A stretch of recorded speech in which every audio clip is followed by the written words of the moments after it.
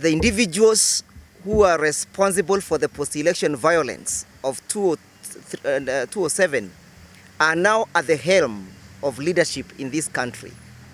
We are therefore not surprised or perplexed by the conduct which we have seen lately being operationalized, which I define as state terror.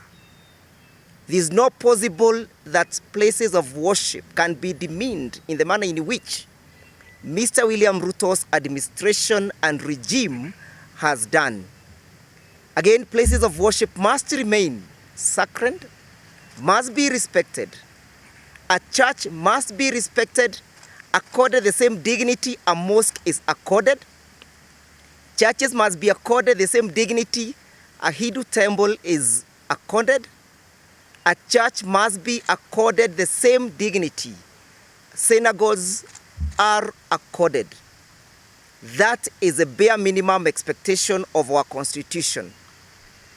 It is not possible that we are going to watch our constitutional rights of right to worship and freedom of worship being negated by this regime. We want to remind them that the law will catch up with you. You may hide behind your power currently.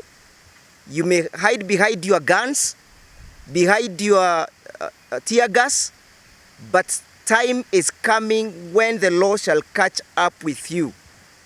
It should be noted that even as we prepare ourselves to take the right actions as against yesterday's actions, IPOA and other institutions, including that of the ODPP, has not taken actions against previous aggressions.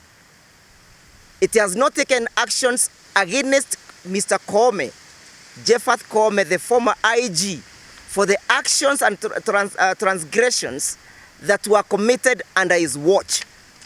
The principle of individual criminal responsibility and the principle of command responsibility will not be wasted because you're not in power.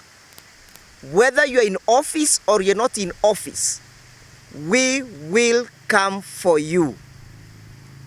They have crossed the red line. We shall not allow this to continue happening. To Mr. William Ruto, the buck stops at you.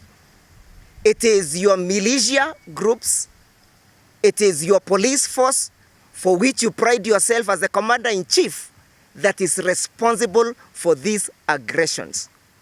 Neither you nor your police officers are immune to the law. One day, one time, you will be out of that office. We shall come for you. Thank you.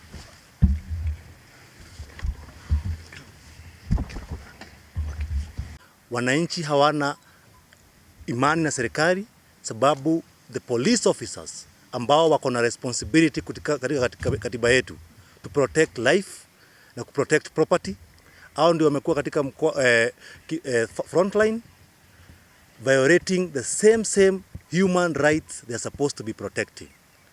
Tumeshuhudia utumizi mbaya wa mamlaka ya polisi katika uongozi wa William Ruto, ambapo wananchi kutoka ule wakati wa Gen Z wamekuwa wakikandamizwa, detentions, misuse of police power na pia intimidations. Haya ni mambo ambayo yanashuhudiwa in a collapsed state, in a banana republic. Hiyo ni mambo ambayo tuna expect kushuhudia katika nchi ambazo hazina uongozi bora, lakini nchi hiyo ya Kenya, we have a constitution that is supposed to be guiding every arm of the government, including the executive and the police unit. Therefore, when we witness the atrocities being committed against the people of Kenya, when we witness atrocities being committed against church worshippers, when we see this kind of misuse of power against political leaders, then it begs the question whether Kenya has fallen to a banana republic under the leadership of William Ruto. And for such reason, it is high time Ruto understands that his time and his days are numbered. It's time he understands that we are tired of this kind of shenanigans.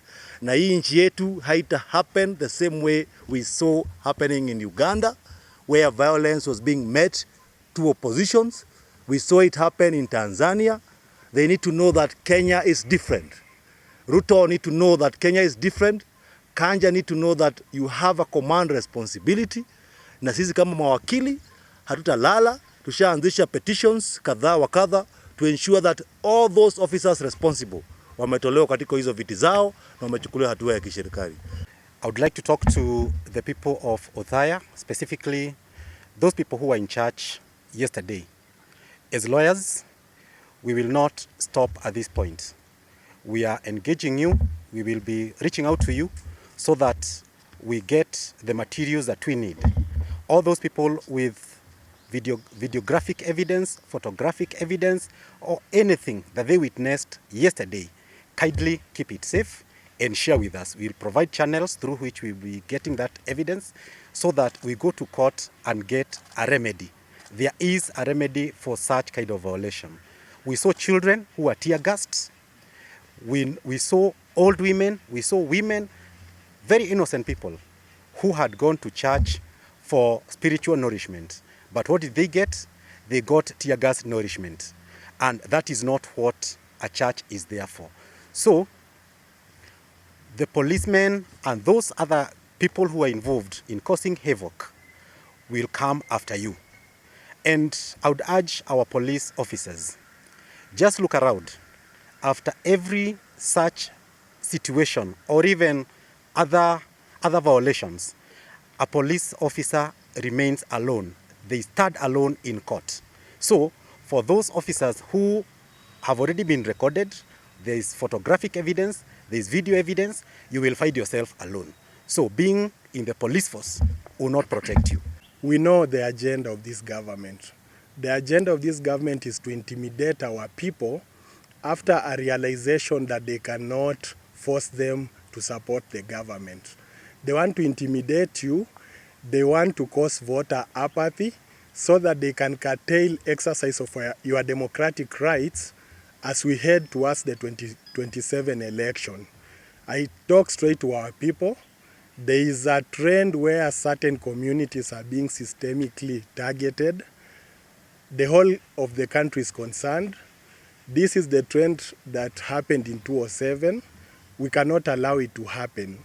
Neither can the Constitution of Kenya, 2010. In 2007, there was no robust constitution. Currently, there is. So this trend of militias, people walking openly with guns, guns are not bought in the market. Guns in Kenya are only possessed by police officers and licensed individuals. Photographs have been taken of people shooting guns and wearing civilian clothes. Those people must be arrested. Our people do not fear, do not get intimidated, exercise your constitutional rights as voters, exercise your political freedoms that are guaranteed in the Constitution, criticize the government to the greatest extent lawfully possible. Those are your constitutional rights. This government, after having failed to force the people to love them, now is forcing the people to get intimidated and hide in their houses. It will not happen. The time has come when the state must be reminded that this cannot go on. State intolerance and politically instigated violence can never be a cure for civic or civilian tolerance. We are facing situations where every so often places of worship are being desecrated, and that by itself is a crime under international law. We are facing more than ever before forms of violence that one can see getting widespread, getting systematic. That again, in Article 7 of the Rome Statute that established the International Criminal Court, is a crime against humanity.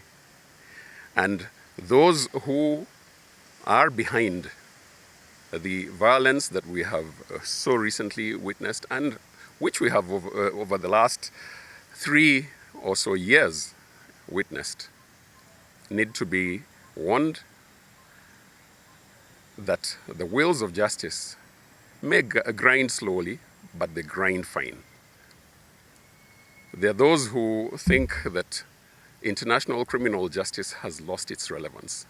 And I would want to say very boldly that international criminal justice remains an effective tool for ordering society. So please be warned.